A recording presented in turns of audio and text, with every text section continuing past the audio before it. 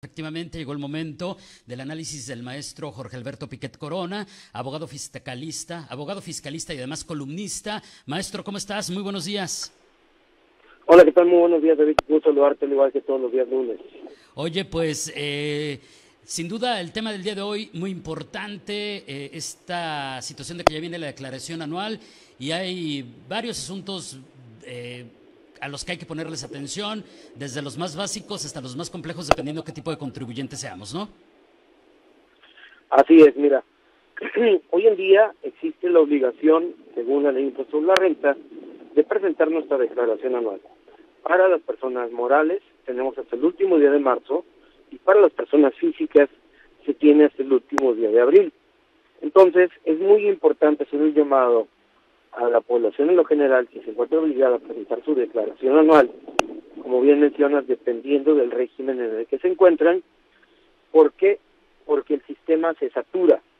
Y un sistema saturado puede ocasionarme multas y sanciones que a la par pues pueden generarme también la pérdida de los sellos digitales o en su caso el embargo, en un caso ya bastante extremo, un embargo de cuentas bancarias. Razón por la cual hay que hacer un llamado a la población en lo general a presentar su declaración anual, pero también hacer un llamado a las mismas a prepararse, asesorarse al momento previo a la presentación de la declaración anual. Pues recordemos que no únicamente los gastos son los que podemos meter como deducibles en nuestra declaración anual. Platicando un poquito en español.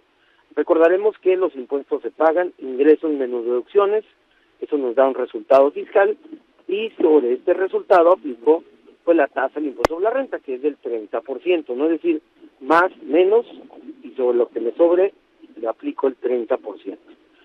Sin embargo, recordemos también que según la ley de impuesto sobre la renta, las deducciones autorizadas, es decir, las facturas, no son únicamente lo único que podemos restar, sino también la ley de impuesto sobre la renta nos permite que cuando tengamos, por ejemplo, trabajadores, tengo yo la posibilidad de crear una provisión para los trabajadores y esta será 100% deducible sin que ello implique un mayor gasto para mí, o en su caso puedo meter otros gastos sabiéndolos cómo considerar para efectos de no tener que elevar nuestros propios impuestos. Es muy fácil para quienes son asesores fiscales, pues no meterse tan a fondo al momento de presentar la declaración anual. ¿Por qué? Porque realmente no es su dinero, sino es el dinero del propio contribuyente. Y el contribuyente no tiene la obligación de elevar sus propios impuestos, sino puede escoger la fórmula que le resulte menos onerosa. Y esto, pues mira, ya sé que voy a sonar repetitivo respecto a otras participaciones, maestro, pero pues esto requiere la ayuda de un experto. Además de que no es tan fácil como de repente te dicen en los anuncios oficiales, de que lo puedes hacer tú solito, la realidad es que hay cambios, reformas, ajustes, pues creo que prácticamente mes con mes, que bien hechos, con la ayuda de un experto, y tú me lo aclararás mejor, permitirán tener un mejor balance al final de estos ejercicios, que también son nuestra obligación, claro. Sí, claro, mira, el Servicio de Administración Tributaria ha emitido, vamos a decir, una especie de comunicado en el cual señala cuáles serán los apartados que deberá de contener la declaración anual. Y yo creo que los más importantes obviamente son el tema de los ingresos. Nada más en ingresos, David, hay ingresos exentos o no acumulables. Ingresos exentos como los derivados de inversiones efectuadas de fondo de pensiones y jubilaciones constituidas en el extranjero. Ingresos no acumulables, ¿no? Como por ejemplo puede ser pago de pérdidas por accionistas, colocación de acciones, remesas de la oficina central, ¿no? Personas morales residentes en el extranjero, etcétera, ¿no? Y luego, si yo escojo sin más ingresos, también están las deducciones autorizadas, sueldos, salarios y asimilados, compras y gastos, deducción de inversiones, y se destaca en este caso en particular el detalle que se refiere a las inversiones. Se muestran los conceptos de deducción de inversiones para costo de lo vendido y deducciones autorizadas por inversiones, ¿no? Y otro apartado también, si se tiene pérdidas por ejercicios fiscales anteriores.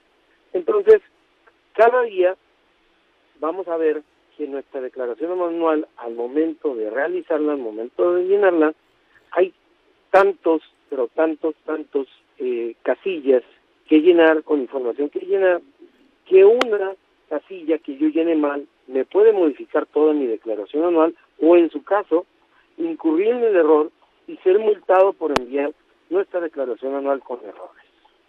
Claro, y eso es lo peor que podemos hacer en términos generales, aunque como siempre decimos, siempre hay manera de sacar adelante cualquier tipo de situación. A ver, entonces recapitulando, hay que prepararse desde antes para la declaración anual, tener mucho cuidado con los tiempos, seguir todas las consideraciones básicas que nos acabas de compartir, maestro, y de ahí te haría una pregunta que a lo mejor es muy común para ti, ¿no? ¿Qué recomendación le harías a alguien que es una persona física, no es moral, pero que tuvo a lo mejor un problema que no le permitió hacer su declaración del año pasado?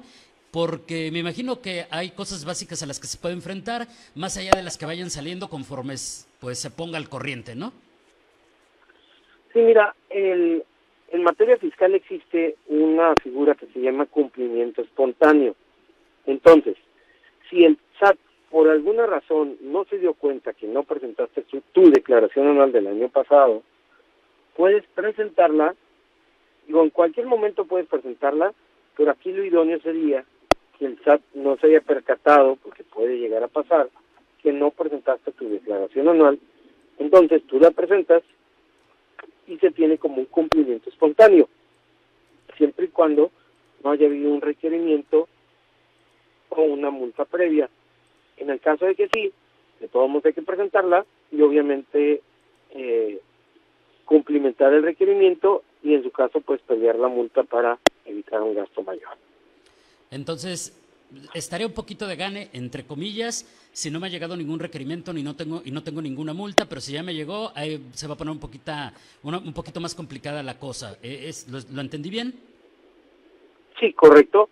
Sin embargo, todo tiene solución. Lo que busca el SAT es que se cumplan las disposiciones fiscales, y si de alguna manera ya me sancionó, pues bueno, buscaremos la manera de pelear la multa, o en su caso, pues pagar la multa por Claro. parte del contribuyente y ya decidirá qué opción tendrá. Oye, y derivado de esto, ¿cómo anda la cosa con el SAT en cuanto a los trámites? Porque históricamente hemos hablado de problemas con sus plataformas digitales, su portal, incluso, maestro, con el tema de resolver algo por teléfono. Entonces llega un momento en que ya no te queda de otra más que ir presencialmente, pero cuando yo paso por ahí, y tú lo sabrás mejor que yo, las filas son enormes, conseguir una cita es un dolor de cabeza. ¿Se ha solucionado esto un poco o seguimos hablando de lo mismo? La verdad, seguimos hablando de lo mismo. El Servicio de Administración Tributaria tuvo un gran recorte hace un par de años aquí en Baja California, donde se eliminó bastante personal en Ensenada, en Tijuana y en otros, derivado de que hubo una fusión entre Ensenada y Tijuana, Tecate, Rosarito. Y bueno, esta situación lo único que ha generado es, obviamente, un mayor tiempo para el contribuyente para poder realizar algún trámite.